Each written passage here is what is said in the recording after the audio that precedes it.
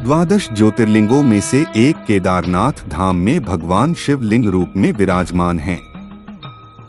कहा जाता है कि यहाँ भगवान शिव द्वारा धारण किए गए भैंसे के रूप के पिछले भाग की पूजा की जाती है। वहीं केदारनाथ मंदिर के इतिहास से जुड़ी अन्य कहानियां भी प्रचलित हैं। केदारनाथ धाम में हर वर्ष लाखों की संख्या में श्रद्धालु आते हैं। धाम के कपाट हर वर्ष अप्रैल या मई में खोले जाते हैं और भैया दूज पर शीतकाल के लिए बंद कर दिए जाते हैं। शीतकाल में बाबा केदार की चल विग्रह उत्सव डोली को ऊखीमठ स्थित ओंकारेश्वर मंदिर लाया जाता है। 6 माह के लिए बाबा यहीं विराजमान रहते हैं। केदारनाथ धाम का उल्लेख स्कंद पुराण के केदार खंड में मिलता है। कहा जाता है कि मंदिर का निर्माण कत्यूरी शैली में हुआ है। पांडवों के वंशज जन्मेजय ने यहाँ इस मंदिर की स्थापना की थी। बाद में आदि शंकराचार्य द्वारा इसका जीर्णोद्धार कराया गया था। मंदिर के संबंध में कई मान्यताएं प्रचलित हैं। मान्यता है कि महाभारत के बाद पांडव अपने गोत्र बंधुओं की हत्या के पाप से मुक्ति के लिए भगवान शिव की शरण में जाना चाहते थे और इसके लिए वह भगवान शिव की खोज करने हिमालय की ओर गए।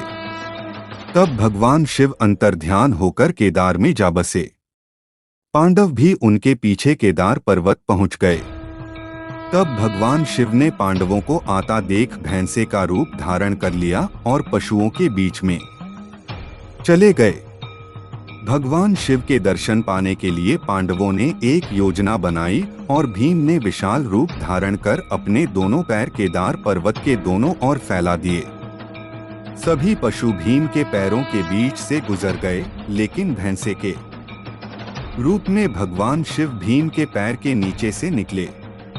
तभी भगवान शिव को पहचान कर भीम ने भैंसे को पकड़ना चाहा तो वह धरती में समाने लगा।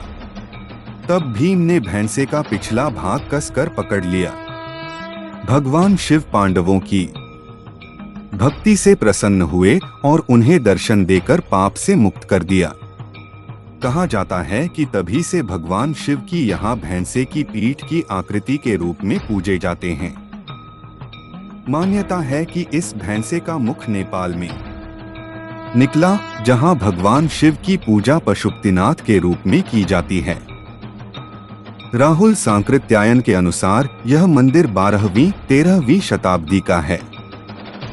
ग्वालियर से मिली एक राजा भोज स्तुति के अनुसार यह उनके द्वारा बनाया गया मंदिर है।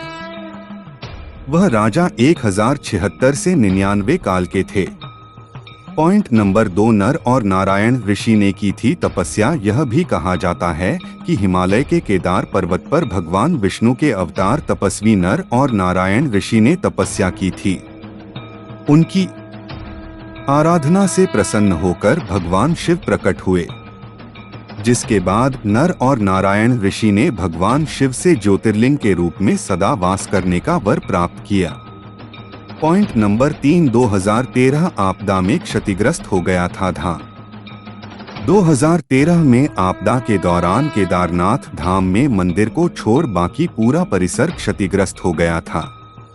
इसके बाद से अब तक धाम में पुनर्निर्माण का कार्य चल रहा है। वहीं केदारनाथ पुनर्निर्माण प्रधानमंत्री नरेंद्र मोदी के ड्रीम प्रोजेक्ट में भी शामिल है। धाम में हो रहे पुनर्निर्माण कार्यों पर वह स्वयं नजर रखते हैं।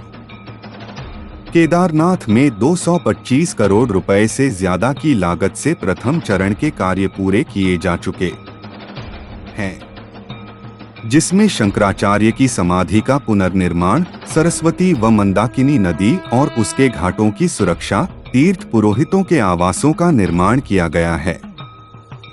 मंदाकिनी नदी पर 60 मीटर लंबे पुल का निर्माण के साथ ही आस्था पथ का निर्माण किया गया है।